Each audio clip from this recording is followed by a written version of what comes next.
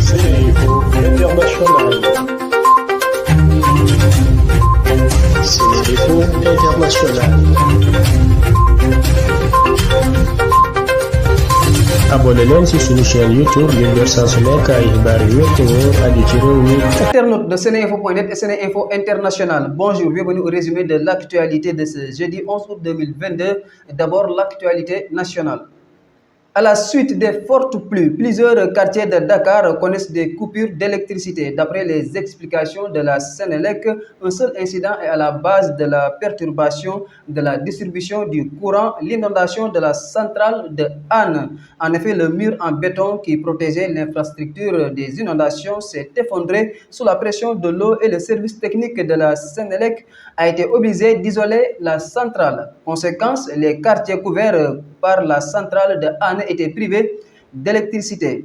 Tous ceux qui étaient alimentés à partir de Hann sont désormais alimentés par d'autres postes qui alimentaient déjà des quartiers, informe Oumar Diallo, le directeur de la distribution de la Sénélec dans l'Observateur.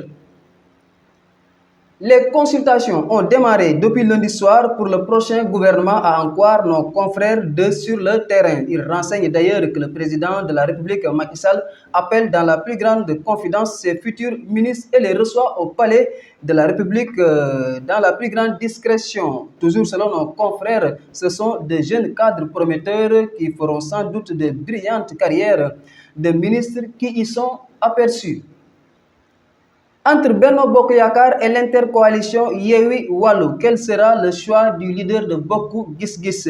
Le mystère sur la position de Pape Diop sera levé aujourd'hui 11 août.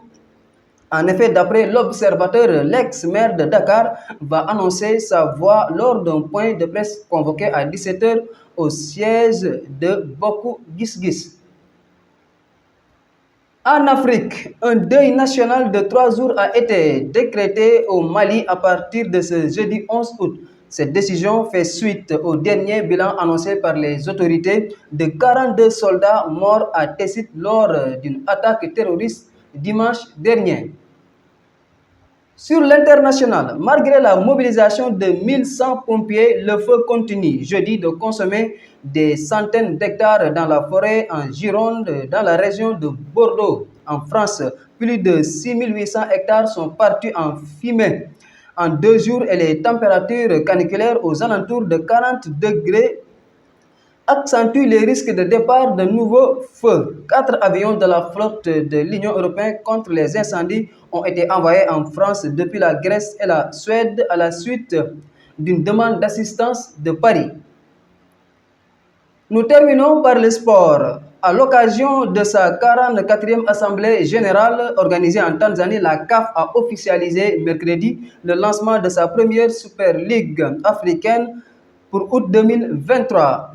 La CAF s'engage à adhérer et à se conformer aux meilleures pratiques mondiales en matière de gouvernance, d'audit, d'éthique, de transparence, de finance et de gestion, a expliqué le président de l'instance du foot africain, Patrice Motsepe, qui estime que la Super League africaine changera le visage de la compétitivité du football africain.